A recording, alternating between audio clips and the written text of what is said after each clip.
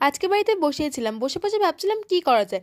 কারণ এই আর্ট আর ক্রাফট আর ডিআইওয়াই না করলে আমার যেন দিনটা কাটেই না, পেটের ভাত হজমই হতে চায় না।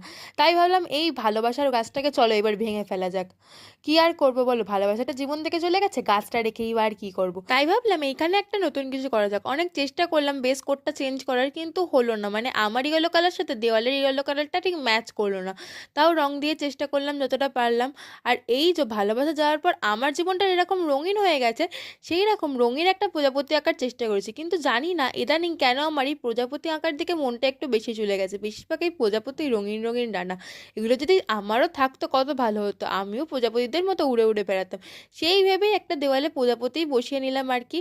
আর অনেক দিন ধরে সবার কমেন্ট পড়ি না, সবাই গিয়ে চটপট কমেন্ট করে ফেলে, তো সবার নাম কিন্তু আমি এবার থেকে ভিডিওতে নেব।